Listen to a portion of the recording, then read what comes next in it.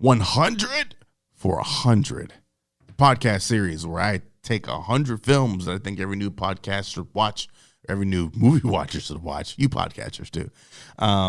It gives you a good base, a good movie knowledge base, so you can go forth and conquer in your film knowledge and find out what you like based off these 100 films. I ranked them from 100 to 1 because I got nothing else to do. And then every single one of these has a 100-word review attached to them. And we put out one a day, every day for the first 100 days. Yesterday was number 61. We talked about Parasite, the newest movie on the list. Make sure you check that out. Put your phone away when you do and just watch it. Today, number 60, 1984 film directed by James Cameron called The Terminator. That's right, it's The Terminator. James Cameron's sophomore effort masterfully blends science fiction and horror with The Terminator, the story of an unstoppable killing machine sent back in time to end a revolution before it begins. Set in a world decorated with grime and techno music, the film continues an often explored theme of man's struggle against AI superiority.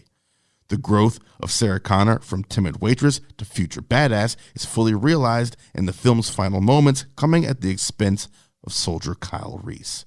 Credit must be given to Arnold Schwarzenegger as the Terminator solidly cemented his status as a leading action star. Man, look, I came to this film kind of late. I saw 2 before I saw 1, if I remember correctly. And when you got a whole bunch of time travel that happened, does it really matter what order you watch these movies in? That's how I try to justify it.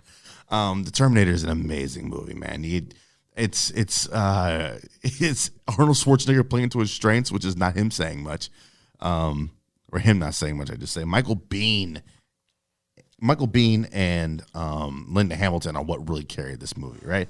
Like Arnold is the Terminator, but it's Biehn and Hamilton that do all the heavy lifting, I think.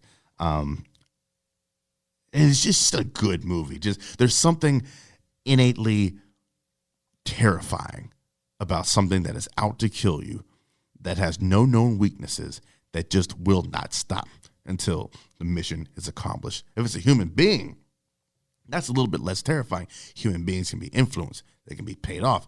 They can be killed. But this thing was a robot. There's no reasoning with a robot, and it just stopped, or it just did not stop and did not stop and did not stop. Took out John Connor's foster parents. It took out Sarah Connor's roommates, just and anybody that got into the whole squad of police. He just drove his car into the police station.